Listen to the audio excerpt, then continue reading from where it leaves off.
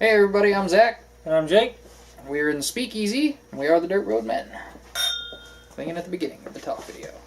You were doing this. No, yeah, it's fine. And then it walks off like a boss. Yep. We're doing a talk video this week on what? You came up with this one. Trump signed a $55 billion bill to replace the VA choice program. And from my understanding, basically veterans get free health care at any hospital they want. That's not bad. I do kind of like that. And I thought the biggest reason I like the idea of you discussing it is a lot of people will hear us say that we like that and say that that makes us for universal health care. If we can do it for them, why can't we do it for everybody? That would completely destroy our economy. Yeah. I've actually been reading a book on economics by Thomas Sowell, Basic Economics. And he talks about how rather than the VA healthcare, and healthcare things for the poor, like making healthcare free for all is often very, very taxing on the system, and it just doesn't. Without price controls, people go to the doctor for stuff they wouldn't go to the doctor for a lot. Like most people our age, it's just like, if I die, I die. Yeah. Like That's how I am, because I don't have any health insurance at the moment. Yeah. And I have health insurance, but I'm hobbling down the stairs like, sometimes my knee gives out, sometimes it works okay. Maybe I'll just walk around. Less stairs. Yeah. Go out and come down. Yeah. Sit on the lawnmower to weed eat the fence. Just... Yeah, I had that idea at work the other day. Trying to get my boss to let me attach a weed eater to the side of the mower deck so I could just... Yeah, you told me about that.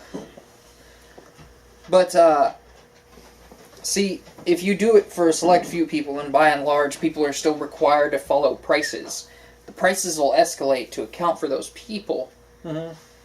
But they will, the system will be able to handle it because the bulk of people will still be paying. Yeah. And it's just like the GI Bill.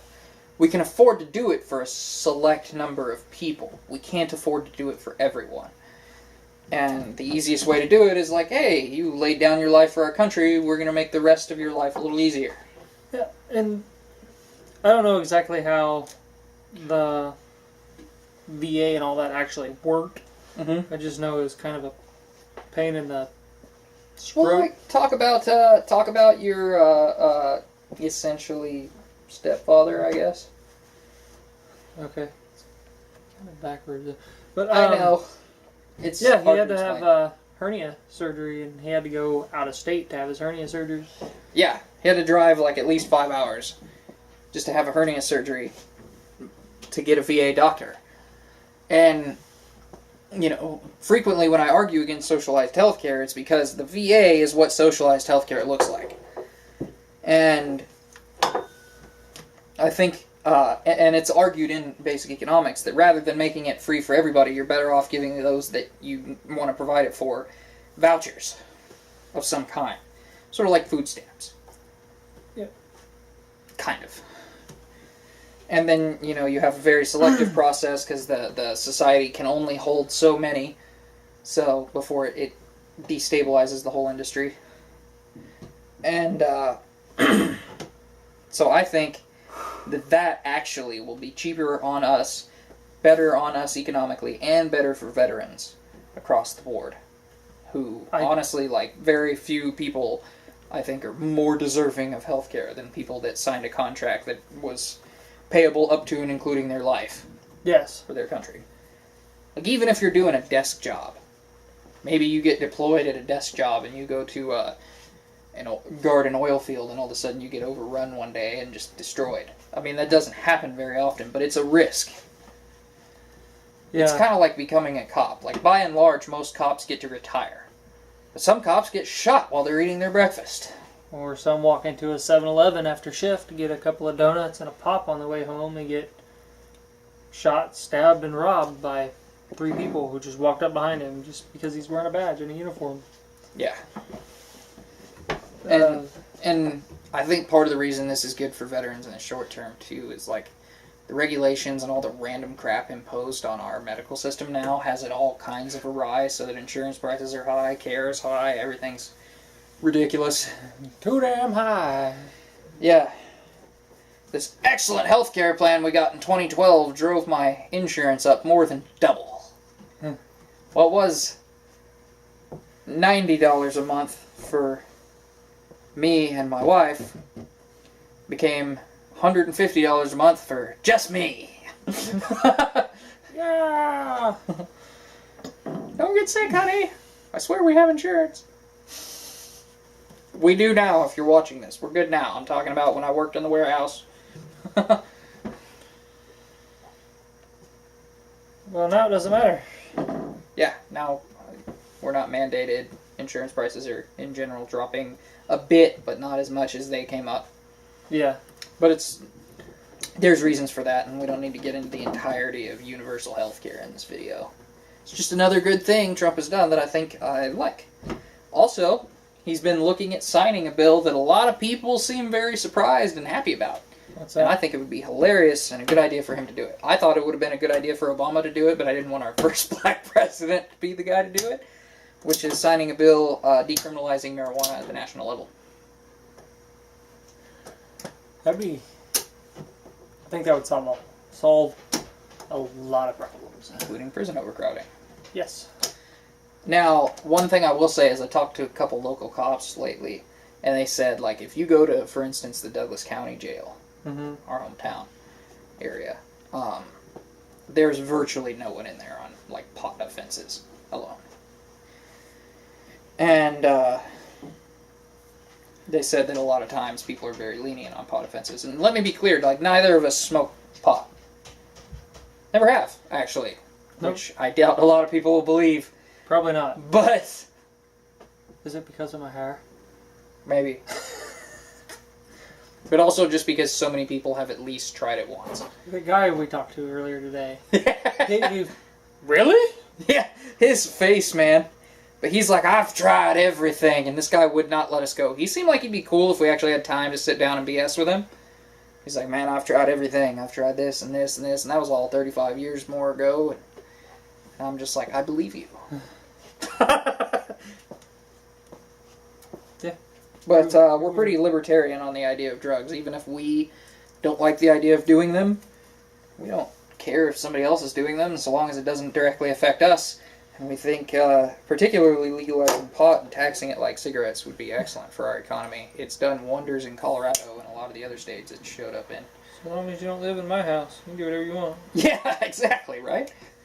But that's the thing. That's the kind of libertarian view on it. It's like, in my house, we're going to handle it this way. If you want to do it a different way, that's fine. Keep it out of MySpace. Yep. Also, don't go on MySpace. Is that even still around? Yes, it still exists. You can still find our band page. Really? Yeah, the music won't play now, though. What?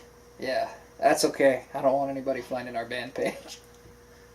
I'm not happy with the recording where we just hung a mic in the middle of the room. My sister-in-law found our band page. Oh, yeah? She downloaded all of our music.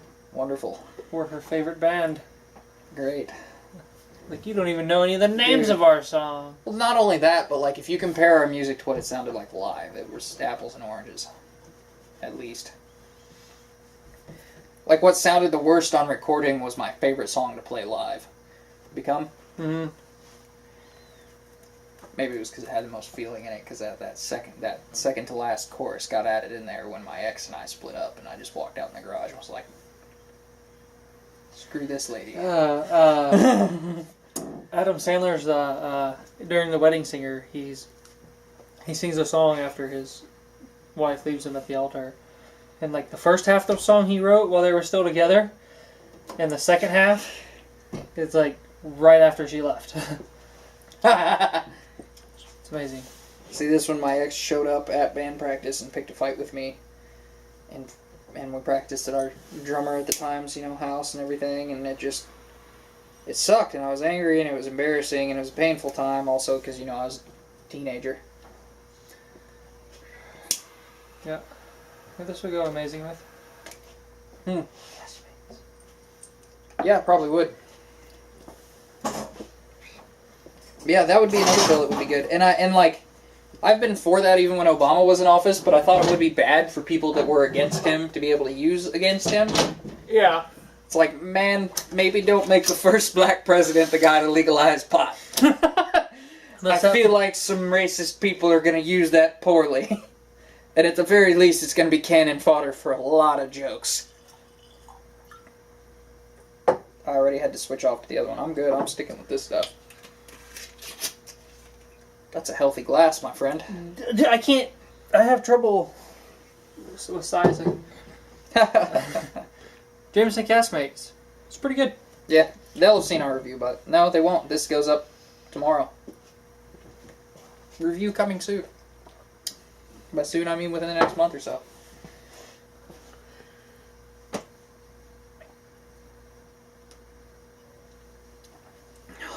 Really brings out the chocolate. Yeah. Wow. This one's still smoking.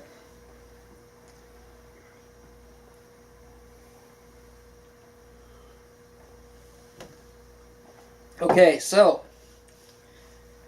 the reviews on these are both coming later, but as a good pairing, the Nub Espresso, little bitty cigar, and Jameson Caskmates Stout Edition. They issued it with a new label now, the new run.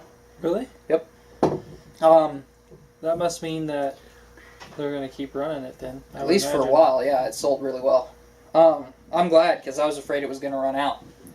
I noticed it was getting harder and harder to find. That's why I sprung for it when I did.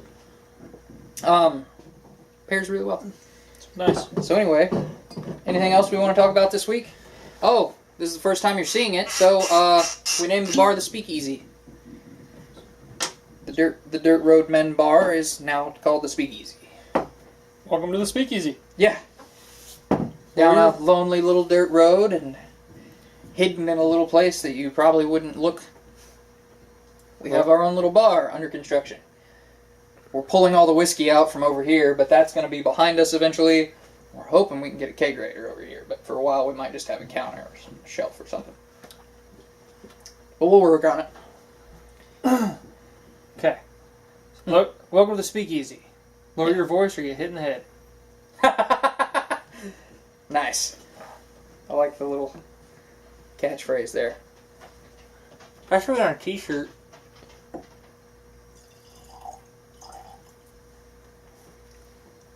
Ugh. Blew smoke right into my eyes. Sorry. It's cool. Let's toast out. So, from the Speakeasy, I'm Zach. And I'm Jake. We are the Dirt Road Men. Hey everybody, if you like this video, hit a like or dislike, comment, subscribe, and hit the notification bell. And if you really like what we're doing, check us out over on Facebook where we post every day.